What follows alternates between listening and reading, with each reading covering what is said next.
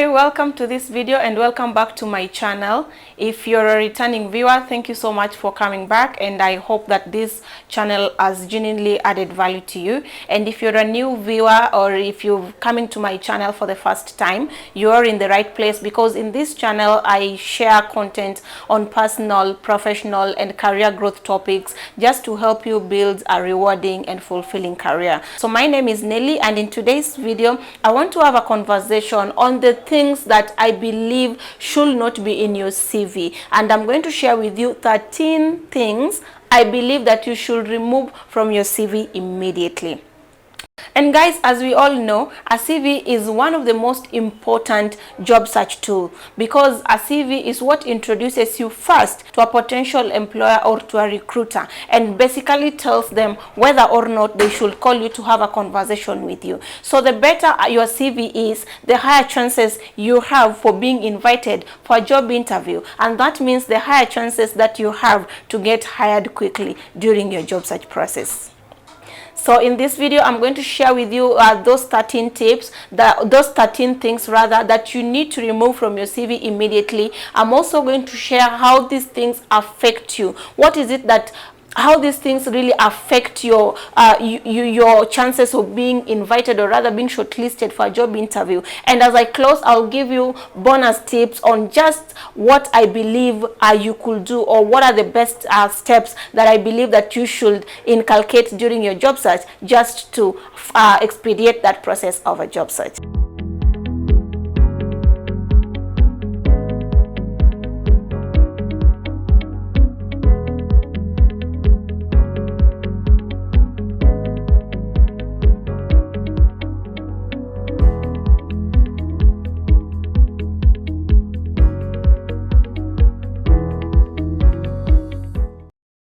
The first thing that you need to remove from your CV is the personal details. And the personal details here are things like your age, your gender, your tribe, or your culture, or your race, or your race rather. So what these things does, for instance, let me give you an example what your age does when you put it in a CV. Let's say there's a job that needed someone who's advanced in age, and you've included your age in the CV that shows a potential employer or a recruiter that you're young. Then from that, automatically you'll get disqualified, because they'll just look at your age and say that this is not the type of person that you're looking for. For example, sometimes I know when recruiters put jobs out, they can mention the age.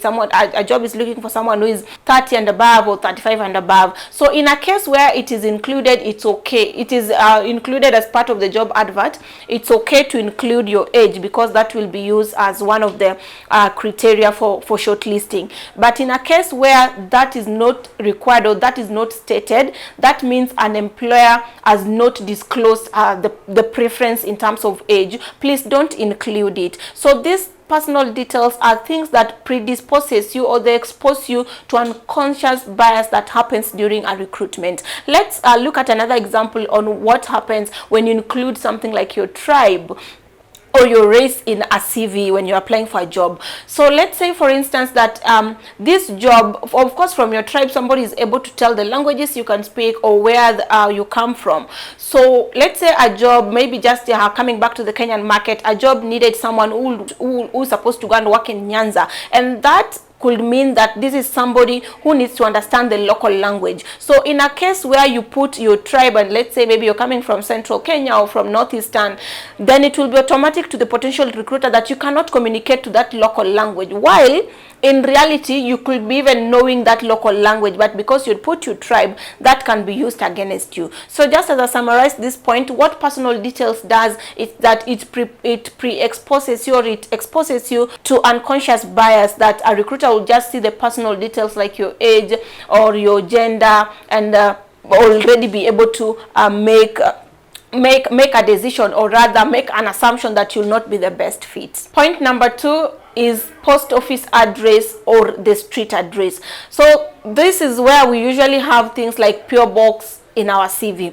The first thing is that I really don't know if there's anyone who still receive the job offers or even an invite to an interview through a post office or through the postal addresses.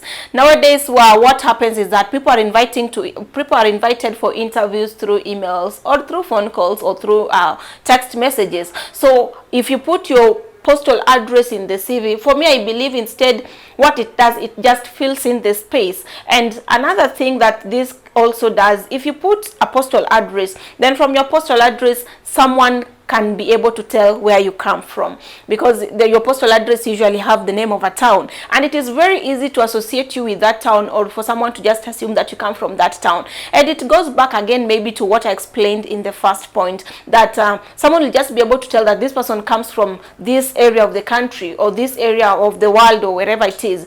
And then they'll not be a good fit if you're looking for someone who is not going to work maybe in a metropolitan location, someone who is going to work in a specific locality. So still, you having a having a postal address in your CV, apart from just being able to tell a recruiter where you come from, it also bring that sort of unconscious bias where someone will be quickly or will immediately associate you with a certain tribe or a certain place or a certain locality. So it is really not important, and again, it does not add value, because what is important is that you include the things that will be able to add value in terms of positioning you better and in terms of making you be more competitive and above all the many hundreds or the thousands of people who apply for the same job that you apply for. The third point is a professional headshot. So a professional headshot can be a picture, is a picture that shows the upper part of the body, and of course with a focus on the head.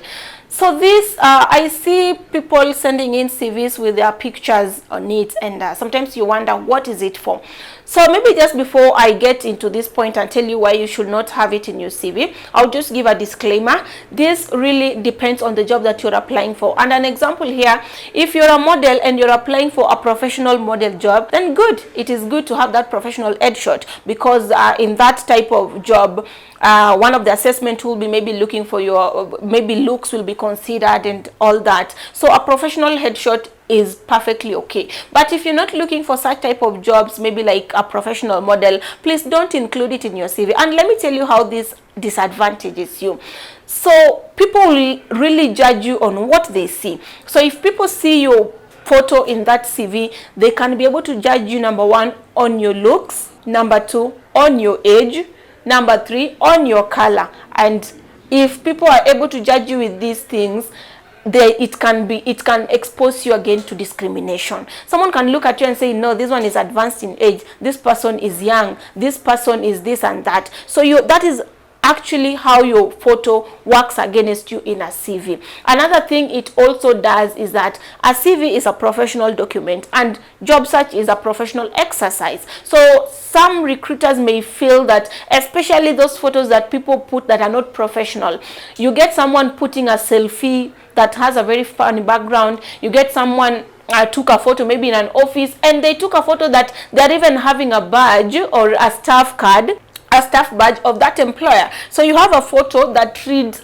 a competitor or has a writings of a competitor brand, and you're working for, you're applying for job in a competing or rather competitor company. So again, that is how, if you look at it in that dimension, that's how a photo will work against you. You took a photo in your office and someone is able to see the office background and all that, then you take it and put it in your CV. So please stop doing that, because that's how that having a professional or rather having a photo in your CV works against you. The next one is personal pronouns. So the personal pronouns are things like I, me, we, she, he.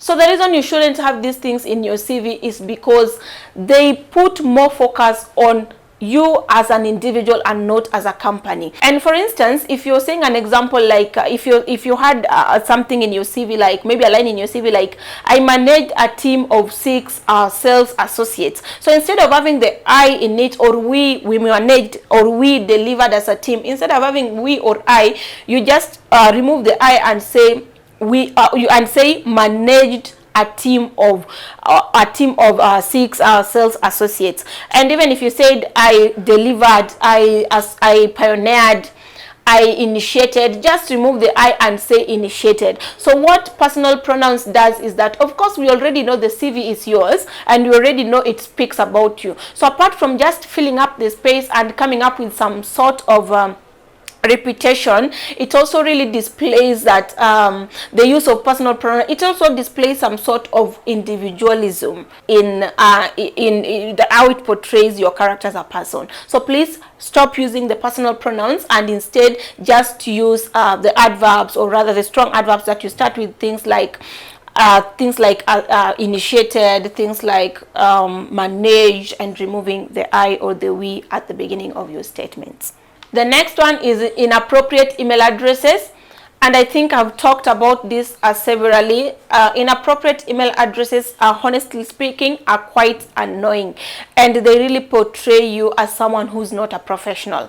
So for example, what needs to, before I go to the example, a proper email should be an email that reflects your name. So for instance, my name is Nelly Akungu, and having an email that say maybe nellyakungu@gmail.com is it's actually a reflection of a professional attribute. Or even just having an email like nelly@gmail.com. So here is an example that somebody would have something like maybe Nelly yulemsuper@gmail.com, Nelly the girl@gmail.com. You see, things like that really portrays a character of you being a joker, of you being not very serious.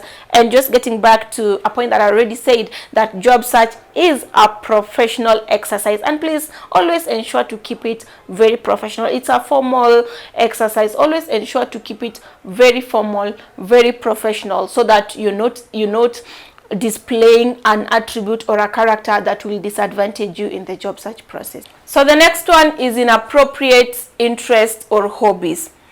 While hobbies and interests are a good thing to have in your CV, the keyword is irrelevant. And I understand that we all have hobbies and interests, but it's quite important to understand which hobby or interest relates to what this employer is looking for, because an employer will only be interested or will only be wowed by an hobby or an interest, that relates or associates is in line with what they value. So for instance, if you're applying for a job, I'm just giving an example, as an auditor, and one of your hobbies or one of your interests is dancing, and you include down there under hobbies and interests, say dancing, cooking, maybe hiking and all that.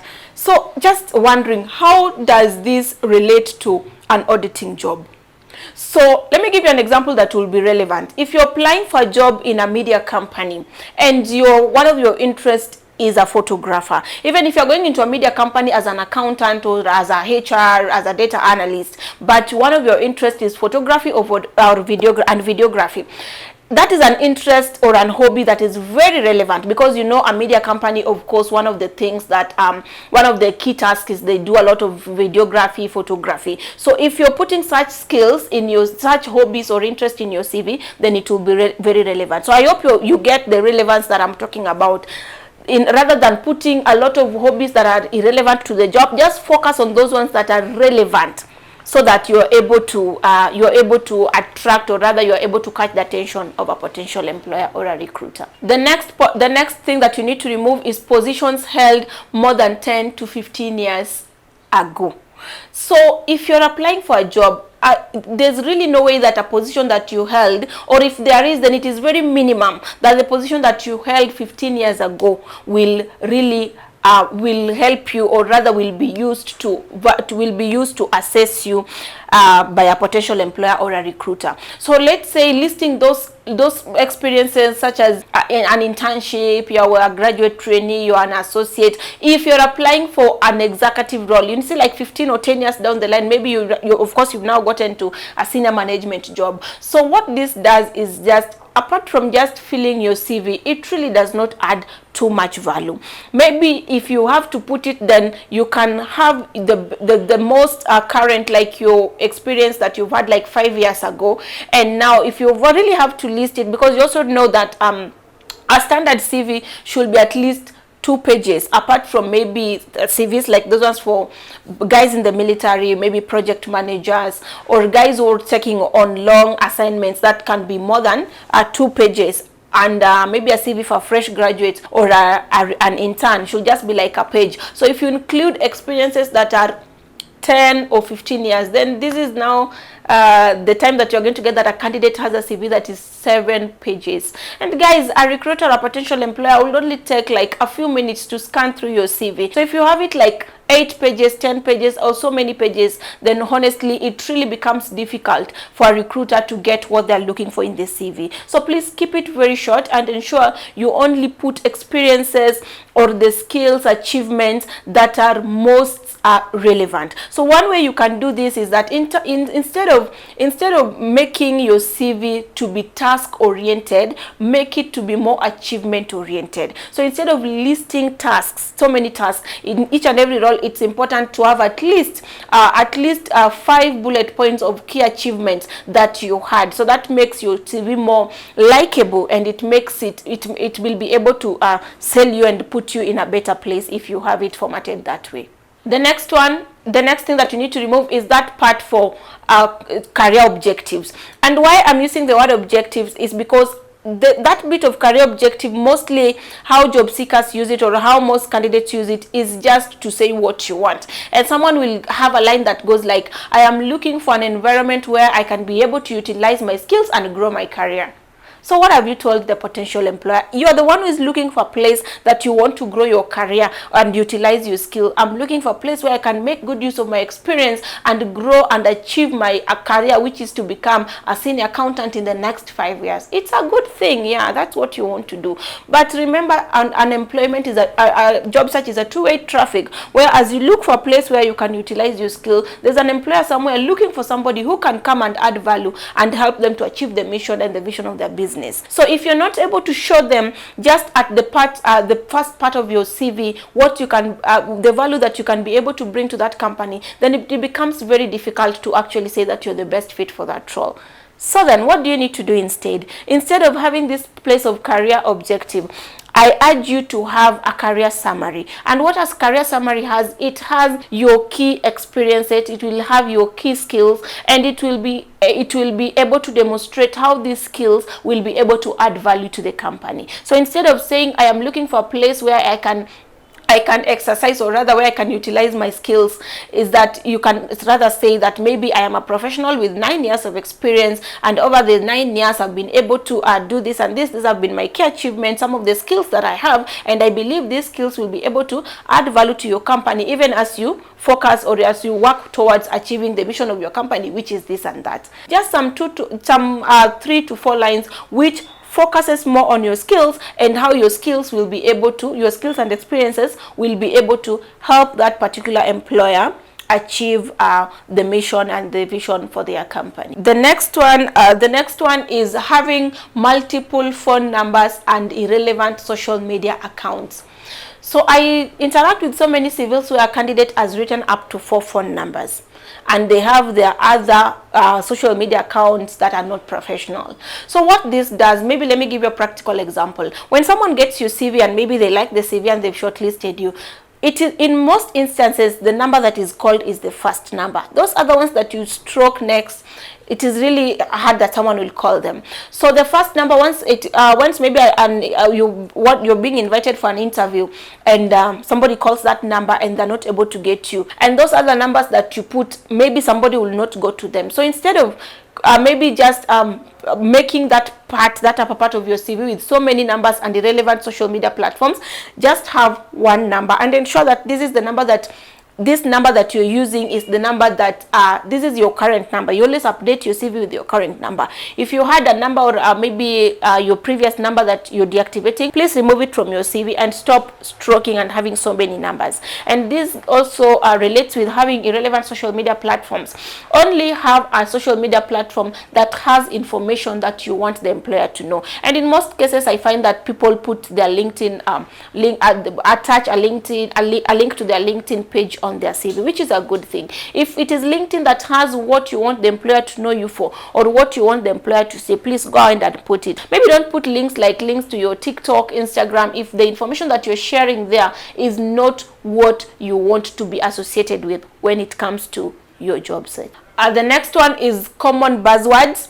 You understand those buzzwords that people use, like a team player, I am result oriented, I am focused. Well, they are good, but there are some words that if it's seen in your CV, and especially if there's an overuse, somebody just gets tired, because probably a statement like I am a result oriented, I'm a result driven, I am a self-starter, those common buzzwords, a recruiter or a hiring manager has seen them so many times, and what happens when they see them in your CV is that someone will automatically know that you are not authentic. I am not saying that is actually, in most cases, or rather that in all cases rather, that will not be the person you are. You might be result oriented, but can you look for another way to put it?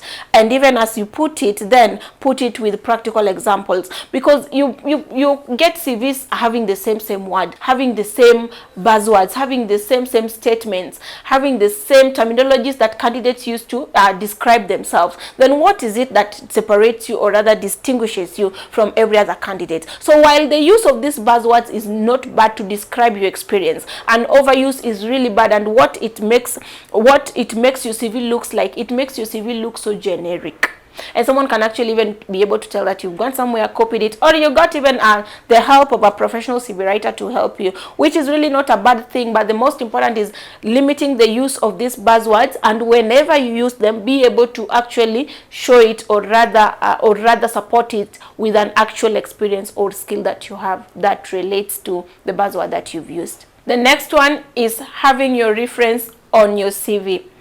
Usually people have like 3 or even 4 referees in their CV. Why? That is my personal opinion, and why I feel it's not right to have these referees on the CV. Number one is for privacy issues. The reason I'm saying is for privacy issues. Imagine if you apply for like 100 jobs, and that means you've exposed the details of the information of these referees to more than 100 plus, or more than 100 people, 100 eyes that have seen it. So instead of having that approach for listing, because what you'll basically list as the details of your personal referees are their email addresses, maybe their phone numbers, their current titles and place of work, their email addresses, which I think is too much information to dispose or to share with an employer or a potential employer at the point of applying for a job. So at what point then do you need to share this information? So the right time to share this information is when you've gone through an interview, you've been recommended, an employer tells you, now we want to conduct your background checks. Then you can proceed and share this information, instead of sharing information of potential employers with everyone, which honestly I really feel is not right. So you remove that section on your CV, and don't even say that reference are available upon request. I think this is very generic, because at the end of the day, if an employer wants to hire you, they will have to ask for your referees, they will have to conduct a background check, they will have to conduct a reference check. So let them ask for that information, or rather provide that information at the point that you've actually been told you've been recommended, we want to conduct our background checks just to verify your background before we can be able to proceed and maybe give you an offer for this position. As I summarize, guys, or rather as I close this video, the last point of the things that you need to remove from your CV are those things which I would call ATS violating features. So an ATS, that is an applicant tracking system, is what most organizations use nowadays, especially for online applications to sieve, or rather to shortlist. So an ATS is what will interact with your CV first before your CV reaches to an actual person who could be the hiring manager or the recruiter. So companies, because of the high volumes of applications that are received nowadays,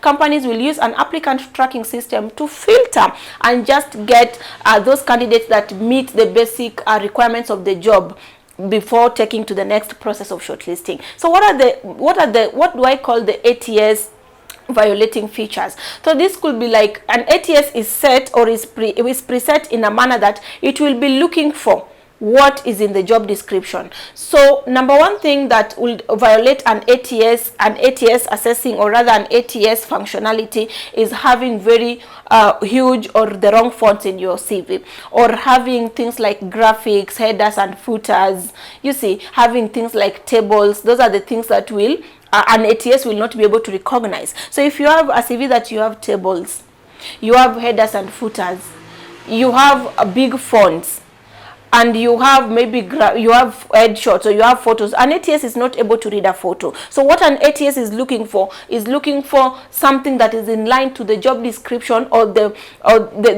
terms in the job description that were fed into that ATS. So what you need to always ensure that your CV does not have those things like graphics, photos, headers, footnotes and all that. So but instead align your CV to the job description, and also stop using initials. And I'll give you an example of an initial that an ATS may not be able to read. So let's say if the job description that was fed into that ATS says that maybe says a role like customer service executive, and while for you say that I'm an experienced CSE. You see, an ATS will not be able to interpret that this is a customer service executive. This is the terminology. So avoid using initials. Just if you're using maybe an adverb or an adjective, whatever it is that you're using to describe your qualifications, please also ensure that it aligns and it reads the same as what is in the job description. Avoid initials.